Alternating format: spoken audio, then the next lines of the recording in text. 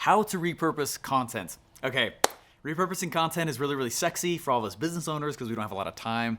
In this video though, I'm gonna share with you why repurposing content is, while albeit it's extremely sexy, it's a very cool notion, it is a complete waste of all of your time, all of your effort, all of your energy. Do not repurpose. Let me tell you why, and let's dive in.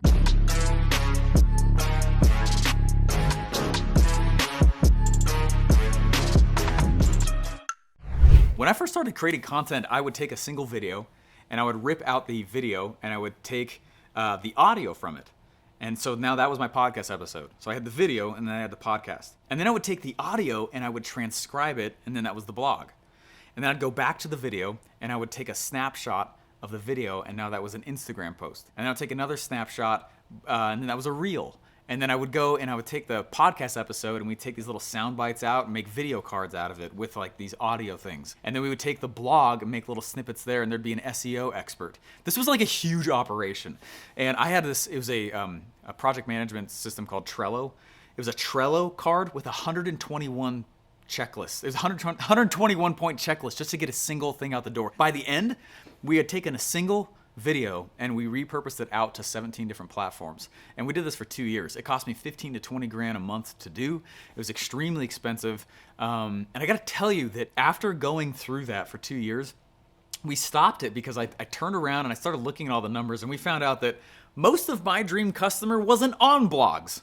Why am I spending 8 grand a month on my blog? Most of my dream customer isn't going to this platform or that platform. Why are we go over there? Does that make sense? We just did a big old 80-20 to see where the most effective pieces are. And I gotta tell you, it's been about 1.5 years on this new style, and it's been so much more effective. So in this video, I'm gonna share with you 3 reasons why you should not repurpose your content, okay? This is probably very different than why you're looking this video up, but I'm trying to save you a ton of headache and heartache, okay? Let's dive in.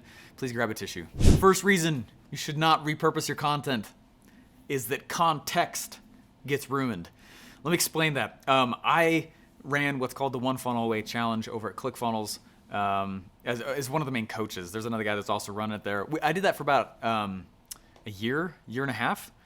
And I'd already left my job, but I was running the One Funnel Away Challenge. And basically what it was a challenge that helped people learn how to build a funnel. Super cool. Well, after we automated it and I was no longer involved, I basically was like, we should build a show talking about the success stories from this challenge. So I pitched the idea to ClickFunnels. They bit, and it was awesome. And we went off and I started creating this show where all I did was interview a whole bunch of people about the One Funnel Away Challenge experience. So this is what was happening. You're gonna hear this very similar. So I was like, hey, let's go take the video interview, and we got a podcast, and now we have a YouTube asset. And we stopped doing, no, we did have a blog as well. So the main 3 channels, whereas we'd take a video, then we'd go to podcast, and we'd do blog. And that still was too much. That was still too much repurposing. Still right there. The podcast kind of took off, but we filmed it like a video instead of a podcast. The video did not take off at all. And the blog was, it did okay. We did it for a while, and then I had this YouTube expert come in, and he's like, look, again, and I've said this in another video of mine, guys, but just a really big point. He said, Steven, YouTube's energy is very similar to Times Square, right? Where you gotta be short, snappy. People pay $1 million a month to have a billboard there. Like, I've heard the top is $3 million a month to have a billboard in Times Square. Oh my gosh. You're coming out into this energy. YouTube is this energy where it's loud, right? You gotta entertain the camera. You can't, it's not like a podcast. He said the podcast energy is very country roadish. You can talk for 20 minutes. You can talk for 30 minutes. There's podcasts that are several hours. And guess what? People are fine with it. But would you do that on YouTube if I just kept talking here and didn't chop these videos out? And no, it's a completely different feel. And he said the problem is that you're taking a Times Square energy and you're pushing it into country road style platform of podcasting. So don't do that. He's like, but then sometimes you do the other way where you take country road and try to put it into Times Square. He's like, they just don't play it. You got to make content for the specific platform. And so that's what I'd say. Number 1 is this whole notion of that we're gonna go repurpose, and it's sexy, but it's very, very rough on your marketing. It's not actually very helpful for your marketing at all. So what we say is the content needs to match the context of the platform. Okay, so just keep that in your mind. Content needs to match the context of the platform. And if you start to violate the context of the platform, your content's not gonna go very far anyway. You just waste money and time and energy. So I would say don't repurpose. For that reason right there, besides the other two I'm about to share, is one of the biggest reasons to not repurpose. The second reason that you should never repurpose your content is that your audience actually has a hard time following you. Okay, let me explain that. Stick with me. One of the first big projects Russell and I did together this was back when Snapchat was still huge, and Snapchat was still, still big. There was a following on podcasts and on YouTube, and we were trying to take Russell's audience and get them to Snapchat. And so we created this thing called snapfunnels.com. It might still be up even if you go there now. But SnapFunnels was basically this .com where we would teach people from other platforms how to move to Snapchat. And so in essence, basically grow Russell's following. So we built it, we put it out there. And what was really fascinating, so we did this several times, but what was really fascinating is we started noticing that there weren't actually that many people who were transitioning over who were staying. If they weren't already part of that platform, they didn't stick.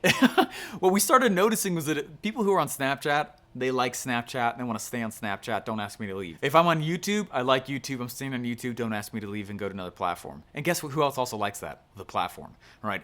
And so we started asking all these people to jump ship basically and go from one platform to the next, to the next, to the next. And every time we did that, a percentage would drop off and never come back. And it was almost like we were pseudo offending the following by saying, shift platforms, come over here. And so I would really encourage you to not ever repurpose content for the sake of shifting your audiences around, because they tend to not follow you. Okay, so the opposite of what I'm saying is marry one platform. Marry a platform.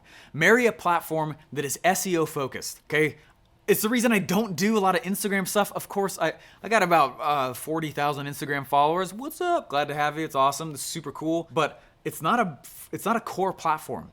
It's not a staple platform. For me, I do something and it's gone 24 hours later on Instagram. If I do something like a Facebook Live, I do it and then in 13 seconds, like everyone's news feed, if they didn't get the notification, it's gone. So my effort as a business owner and as a content creator is massively hindered by choosing one of these disappearing platform types. It's really sexy in the moment. It's really good for what's going on in your day-to-day. It's good for feeding some hype and some buzz, but it is a terrible way to create a long-term content asset. And so that's why I encourage everyone to choose one of the SEO focused platforms. YouTube if you love video, podcasting if you like talking, blog if you like writing.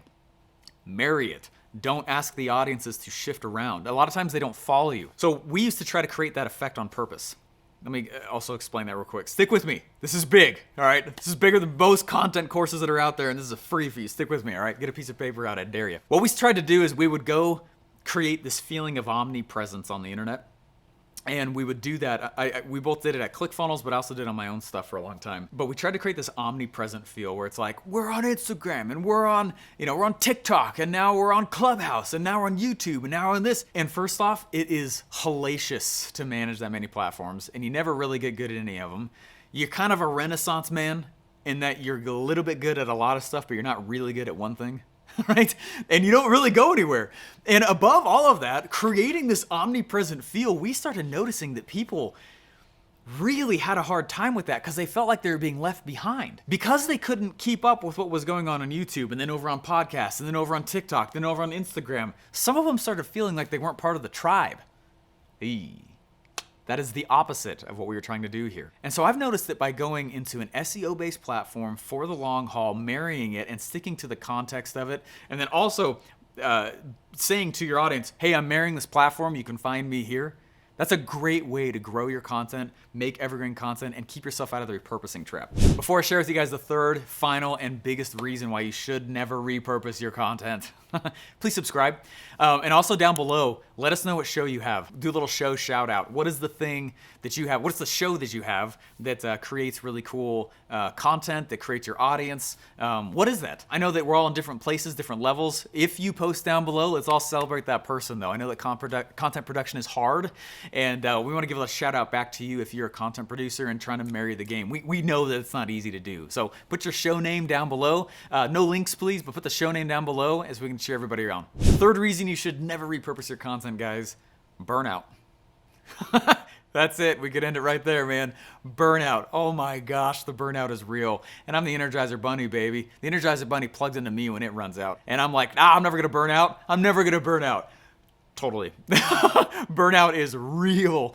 And so one of the things I want to do with you is just reset the expectation of why you create content. If you create content to go out and build this massive channel or go put out I'm not saying you can't go do that, but it's this mirage horizon you're creating for yourself where you're probably going to experience everyone experiences burnout. Everyone does, especially in content production that's routine over the years. Like, oh man, it's hard. It is a huge energy drain. This for me feels like I just spoke on stage all day and we do a lot of events. I mean, I have to there's a recovery period. You see what I'm saying? Like, this is a lot. It's a lot to do this. I know it is. I'm not trying to sidestep that. And that's why I give kudos to those of you guys who are doing it. But if your expectation is to create content, to make a massive channel, to finally make money, that game is real rough. Okay. While you're going into that, let me reset your expectations. Don't repurpose your content because you are trying to be omnipresent everywhere and have successful platforms and channels everywhere. What you do though is you marry a single platform and readjust the expectation so that you can go, you know what? I'm going to build a list from this platform. Boom. That's it right there. That's all it is. That little shift is going to help you to go, I can take a break because I'm dying. And that's okay. That's okay. But if you go the other way and the expectation is I'm going to go forever till death do us part and I'm never going to reach it because someone else's channel is always bigger and that's your expectation, influencer burnout is sure to happen. Happens to everybody. And so instead of having it be content platform as the expectation, it's list. It's watch what I do right after I stop talking right here. As soon as I shut up, there's going to be something that I save to you at the end of this video. That's why this stuff matters. It matters because we are list creating, not content producing. Does that make sense? There are people that are joining my list and opting into the things that I have from this YouTube channel right now, and I'm not talking to them. Right? I did in the video. I'm not talking to them on my podcast. I did on the show.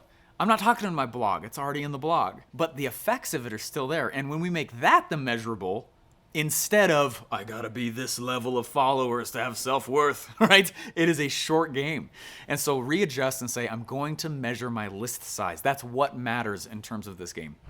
Guys, I got a little gift for you. Go to buildyourperfectoffer.com. I'll have the link in the description. What it is, it's completely free, and it's a 5-day sprint where I'm live with you for an hour per day.